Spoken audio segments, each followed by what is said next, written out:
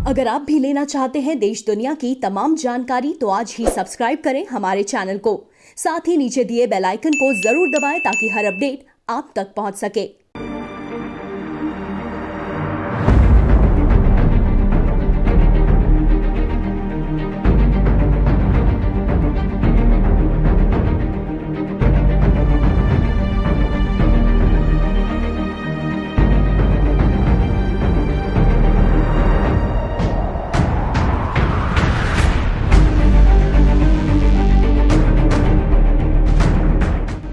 साक्षी news network और आप सभी का स्वागत है।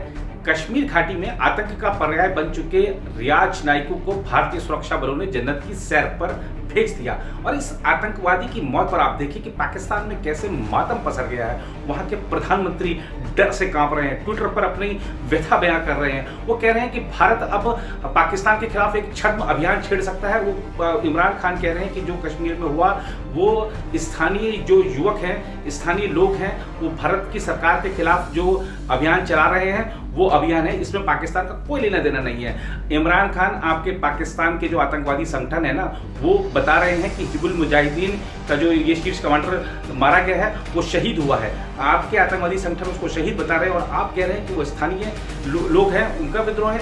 आप अपने गिरेबान झांक के देखिए किस तरीके से आपके लोग प्रशिक्षित करते हैं, कश्मीरी युवकों को बहकाते हैं, बहलाते हैं, उनको सीमा पार प्रशिक्षण देते हैं, घाटी में वापस आतंक फैलाने के लिए भेजते हैं और मारे जाते हैं। और ऐसे एक नहीं, आपने बुरहान वानी को प्रशिक्षित किया, वो मारा गया। आपने उमर खालिद को प्रशिक्षित किया, वो मारा गया। आपने मूसा को प्रशिक्षित किया, वो मारा गया। अब ये रियाज नाइकू मारा गया। भेजिए, और जितने आप भेजोगे उतने ठोके जाएंगे। और आपको दिख गया होगा कि जो संघर्ष विराम का उल्लंघन आप लोग करते हो, कैसे भारतीय सुरक्षा बल उसका मुंहतोड़ जवाब देते हैं। लेकिन फिर भी पाकिस्तान आप मानते नहीं हो। कहाँ है आपके सेनाध्यक्ष बाजवा साहब? बिल में मत छुपो, सामने आओ। और ये जो आप कह रहे हैं आज पाकिस्तान के मीडिया में जो चल रहा है, पाकिस्तान के जो लोग कह रहे हैं कि कश्मीरी एक शहीद हुआ है, कश्मीर के मिशन के लिए शहीद हुआ है और वो हमारा भाई है।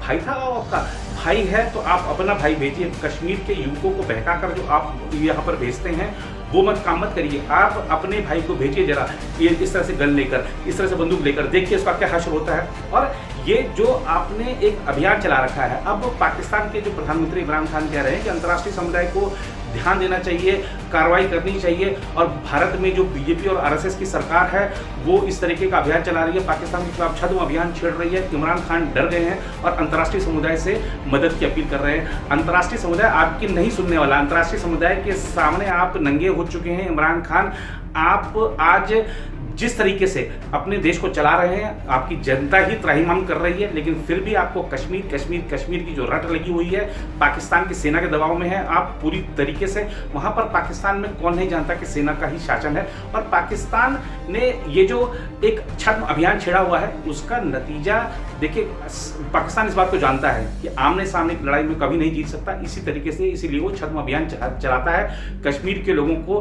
बहकाता है, कश्मीर के लोगों में भ्रम फैलाता है। और उसका ये जो अभियान है ये सबके सामने है, पूरी दुनिया के सामने, इसमें कहीं कोई संशय की बात नहीं है। जहाँ तक बात रियाज नाइकू की है तो ये एक बड़ा रोचक है कि कैसे एक टेलर का बेटा जो कि खुद गणित का शिक्षक था, कैसे आतंकवाद की राह पर चल पड़ा। हम आपको अपनी इस रिपोर्ट में सब कुछ बताएंगे। रियाज नाइकू के अंतिम पलों की भी पूरी जानकारी देंगे कि क्या क्या हुआ मुठभेड़ के दौरान, क्या हुआ उससे पहले का क्या माहौल था, उसके बाद का क्या माहौल था, ये सब भी बताएंगे। लेकिन आप ये देखिए कि जो रियाज नाइकू है वो अपने आतंकवादी संगठन हिजबुल मुजाहिदीन का शीर्ष कमांडर था, लेकिन किसी पर भी भरोसा नहीं करता था वो। और खासतौर पर अपने जो उसके आतंकी संगठन था उसके अंदर की जो राजनीति थी उससे खुद को दूर रखता था और ज़्यादातर अकेला ही रहता था।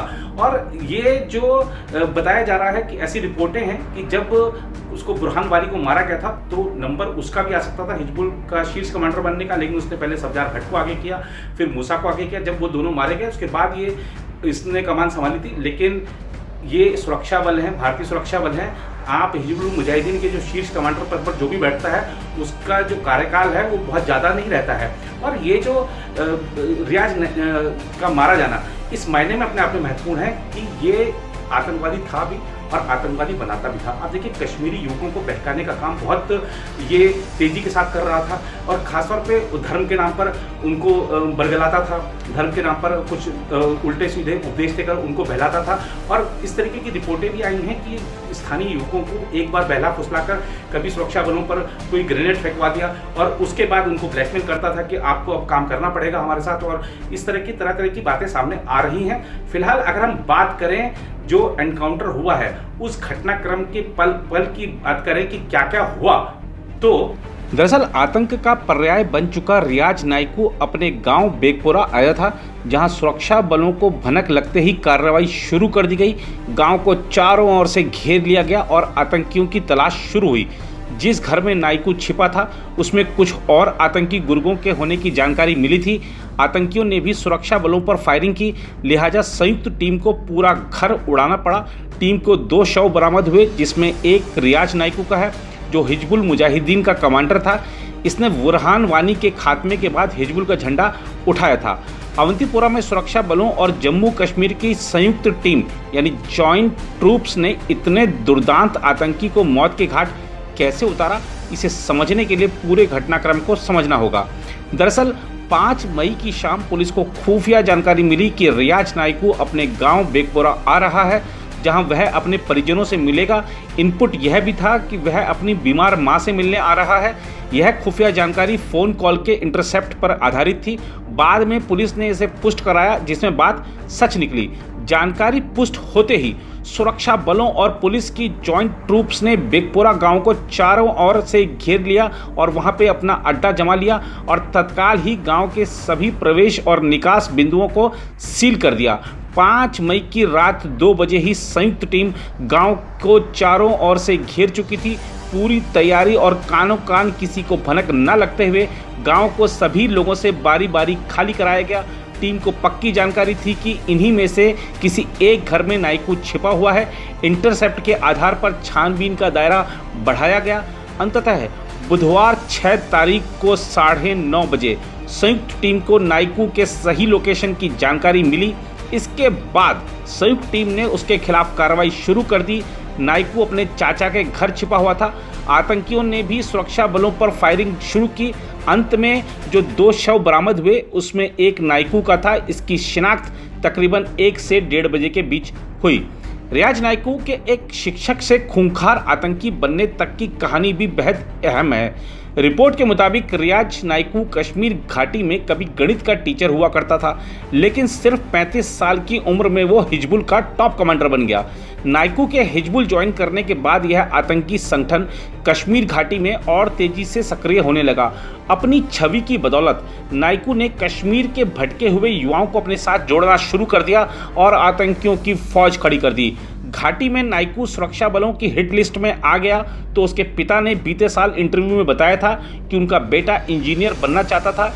इस वजह से उसे मैथ्स बहुत पसंद था और उसे कंस्ट्रक्शन के काम में भी रुचि थी। नाइकू के पिता ने बताया था कि जिस दिन उसके बेटे का कदम आतंक की राह पर पड़ा, उसी दिन से उन्होंने उससे सभी रिश्ते तोड़ लिए और बेटे को मरा हुआ मान लिया।